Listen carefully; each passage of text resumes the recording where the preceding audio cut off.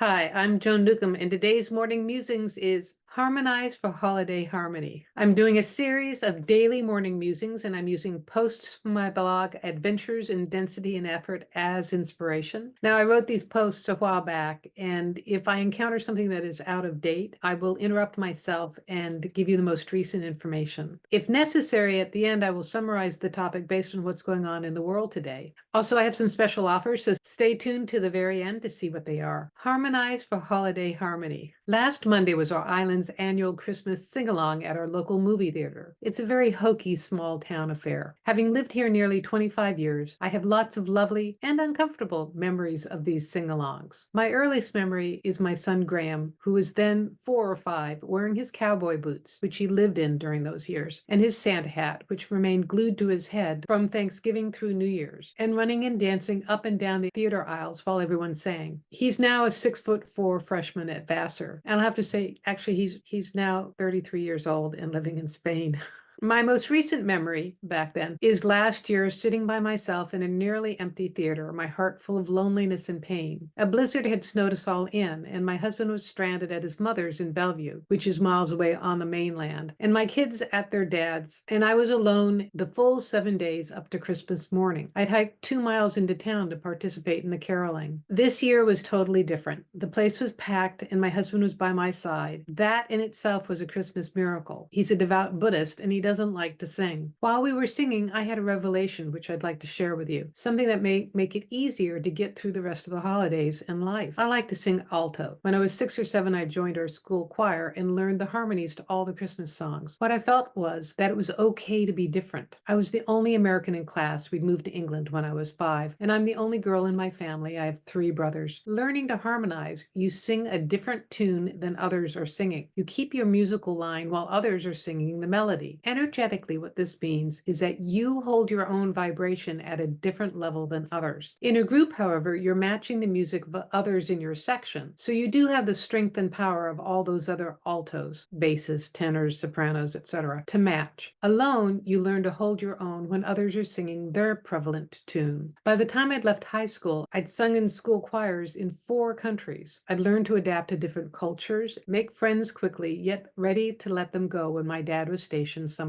else. What does all this have to do with harmonizing for holiday harmony? Well, I've been writing about how to stay sane when visiting your dysfunctional family members, and someone recently asked me how to stay serene around friends who are frenzied about Christmas. And the answer is the same. Set the vibration that you want to be at, whether it's serenity or joy or peace. Hold your own vibration wherever you are. It's okay to be in a different space while others are going wiggy. How do you do this? I have several suggestions. Imagine yourself in a bubble of gold, your own private Christmas ball, or a bubble of pink, your own pink balloon of havingness and manifestation, or blue, your own orb of healing and serenity. Whatever symbolizes to you the vibration of what you want to experience. Have an emotional touchstone. Does a particular Christmas tune or sound set it for you? Does humming jingle bells awaken your inner child who still believes in Santa? Does the image of Mary invoke her serene demeanor in you? Before getting together with others, take a moment to use one of the above techniques or one that you've made up to set your own tone and let yourself hold it while you're with them. It's okay for them to be emanating strident Yoko Ono sounds while you're humming The Little Drummer Boy. It's okay for them to be playing Flight of the Bumblebee while you're oming your way through serenity. It's okay for their auras to be flaming red while you are fir tree green. It's okay for you to have sanity in your head regardless of others' experiences. It's okay for you to be happy when they're sad. Actually, it's okay for you to be sad when they're maniacally happy. You can breathe and be real, and you don't have to match anyone else. And try this for 7 days and see what happens.